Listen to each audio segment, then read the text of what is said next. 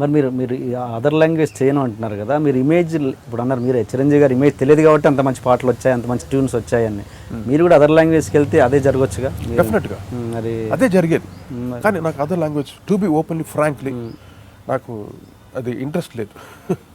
నాకు మన తెలుగు వాళ్ళు మన ఇది మన సాంప్రదాయం ఇక్కడే ఉండాలి. ఇప్పటికీ వచ్చినా చేయరు వచ్చినా అంటే మన ఐ కెన్ ట్రై, కానీ దాంట్లో వెళ్ళిపోయి ఫుల్గా అక్కడ ఉండడం నాకు ఇష్టం లేదు. To be open.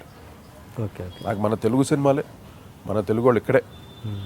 నాకు తమిళ కూడా ఆఫర్స్ వచ్చినాయి.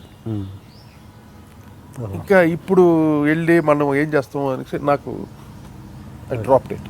ఓకే, నాకు తెలుగు సినిమాలు ఇప్పుడు నాకు తెలుగు సినిమాలు మళ్ళీ వచ్చేసి ఏదో చక్రం తిప్పేవాలి ఇంకొక 100 సినిమాలు చేసేవాళ్ళు లేదు. నాకంటూ నా అనుభవం తగ్గట్టుగా ఒక మంచి విజువల్స్, మంచి ఫుల్ ఫ్లెడ్జ్డ్ మూవీ, ఒక పెద్ద సినిమా, ఒక హై బడ్జెట్ సినిమా అటువంటి వస్తే మళ్ళీ నేను ఏంటిని నాకు నేను ప్రూవ్ చేసుకోవడానికి నేను ఐఎమ్ వర్కింగ్.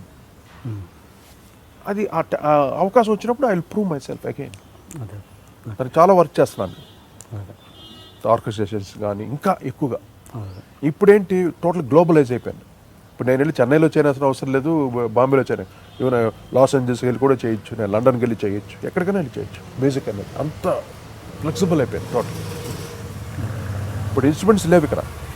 ఇప్పుడు నేను చేయాలంటే నేను లాస్ ఏంజల్స్ ఫిల్హార్మోనిక్ ఆర్కెస్ట్రా ఉంది అక్కడ, సింఫనీ ఆర్కెస్ట్రా, వాళ్ళతో చేస్తాను వెళ్ళి. అంటే అటువంటి ఇంట్రెస్ట్ ఉంది నాకు ఎంతో మ్యూజిక్లో.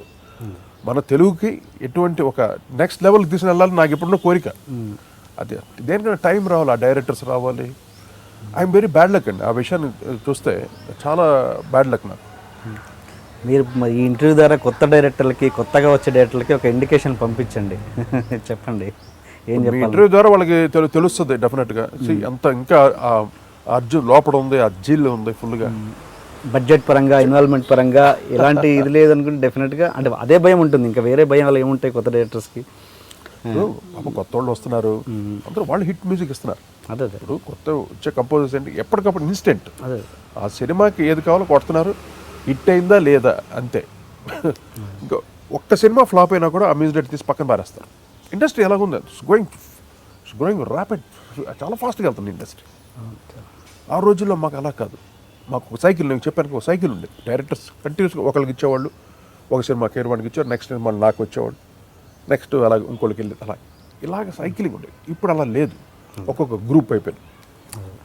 బప్పిలారి గారు ఎందుకు సక్సెస్ అయ్యారు? అప్పుడు ఒక ట్రెండ్ క్రియేట్ చేశారు. అంటే నాకు తెలిసి మీ చిరంజీవి గారి సినిమాల తర్వాత ఆయన మీ ప్లేస్ రీప్లేస్ చేశారు. ఆయన రీప్లేస్మెంట్స్ అదే, ఆయన కూడా కొన్ని సినిమాలు చేశారు. అది ఆయన ఎలా మన తెలుగు వాళ్ళ ఇదిని ఎలా ఏమంటారు మనసు దోచుకున్నారంటారు?